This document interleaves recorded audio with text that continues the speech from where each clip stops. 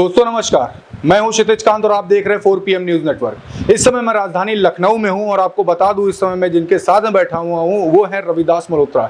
इस समय विधायक हैं समाजवादी पार्टी से।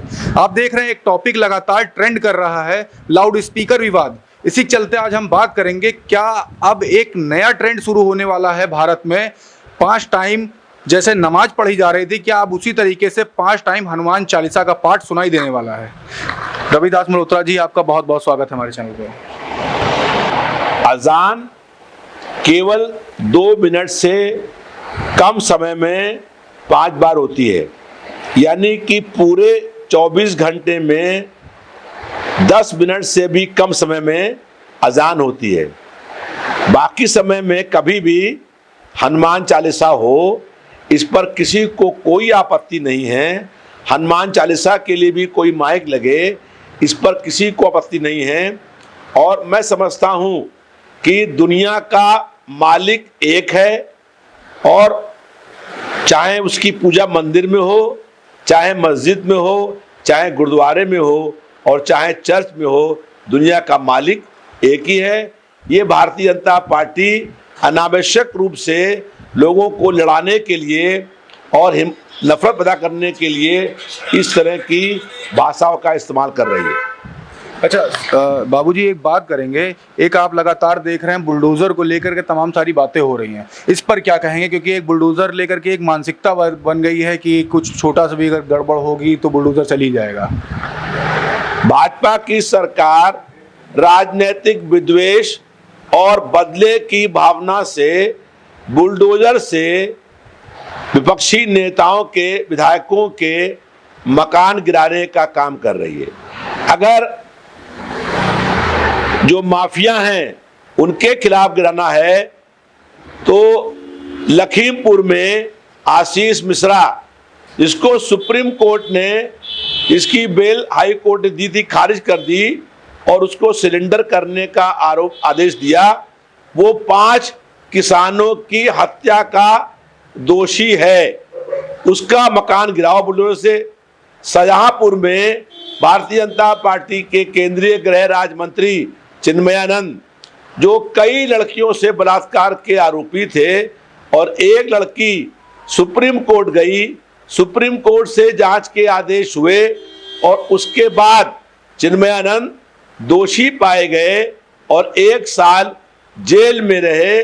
जो प्रदेश का सबसे बड़ा बलात्कारी है चिन्मयानंद, उसका मकान गिराओ बुलडोजर से। लेकिन भारतीय जनता पार्टी की सरकार विद्वेष और बदले की भावना से कार्रवाई कर रही है।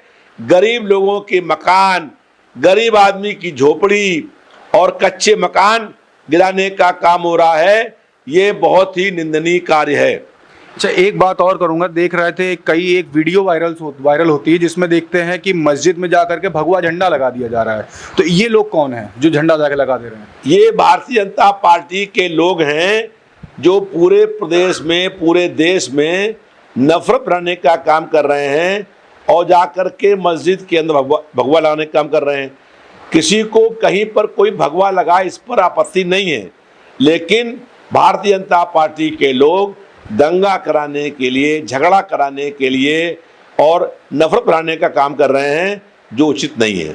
तो सूत्रों से पता चल रहा है कि 24 अप्रैल को आप जा रहे हैं सीतापुर जेल में मिलने के लिए आजम खान से। क्या कुछ दिमाग में चल रहा है आपके?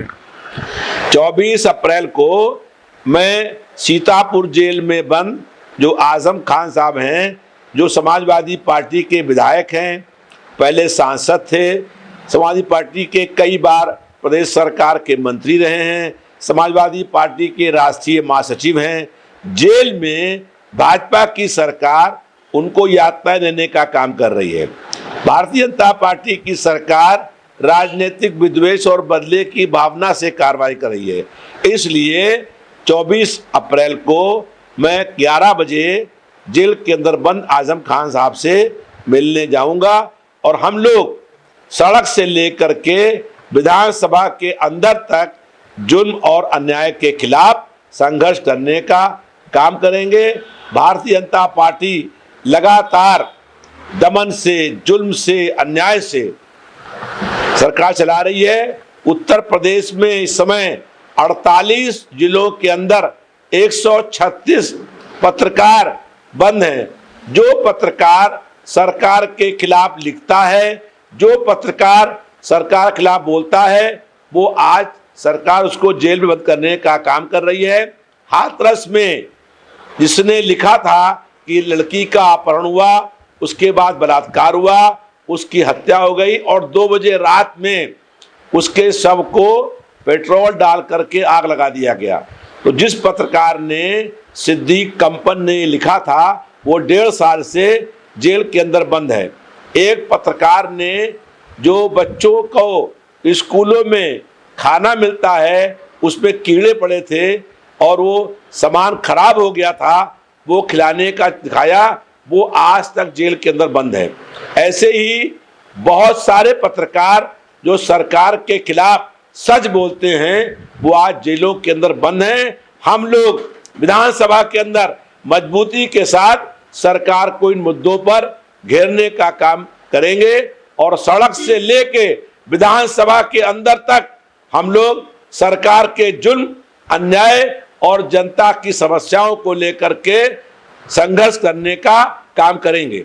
अच्छा, कल एक चीज देख रहे थे तमाम चैनल्स पे, शिवपाल यादव बैठ करके इंटरव्यूज देते हैं, उस पर कहते हैं कि अगर कुछ भी ऐसा लग रहा हो कि मैं भाजपा जाके जुड़ गया तो मुझे पार्टी से निकालना है।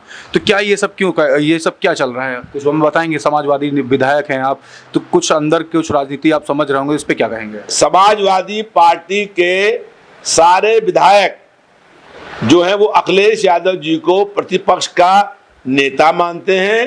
पार्टी के विधायकों में कहीं किसी प्रकार का अंतर विरोध नहीं है। सारे भारतीय जनता पार्टी की सरकार के खिलाफ संघर्ष करने के लिए तैयार हैं और हम लोग विधानसभा के अंदर सारे विधायक मजबूती के साथ सरकार को घेरने का काम करेंगे। मैं समझता हूं कि भारतीय जनता पार्टी ये ऐसी अफवाहें फैलाने का काम कर रही है। भारतीय जनता पार्टी जनता के मुद्दों से जनता का ध्यान बांटने का काम कर रही है। लगातार महंगाई बढ़ रही है। डीजल और पेट्रोल के दाम 80 पैसे लगातार रोज बढ़े हैं और उससे लगातार महंगाई बढ़ी है। जनता का जीवन दुभर हो गया है और प्रदेश की सरकार, केंद्र की सरकार जनता के मुख्य मुद्दों से जनता का ध्यान भटकाने का प्रयास कर रही है। धन्यवाद। आप तो ये सुन रहे थे रविदास मल्होत्रा जी को, जो कि तमाम मुद्दों पे हमसे बात की। कैसी लगी ये पूरी खबर कमेंट बॉक्स में लिख करके बताएं और जुड़े रहें 4PM न्यूज़ नेटवर्क के साथ। मैं आपको ग्राउंड रिपोर्ट हमेशा देता रहूंगा। मैं हूं क्षितिज कांत, कैमरा पर्सन शुभम के साथ 4PM न्यूज़ नेटवर्क के लिए। धन्यवाद।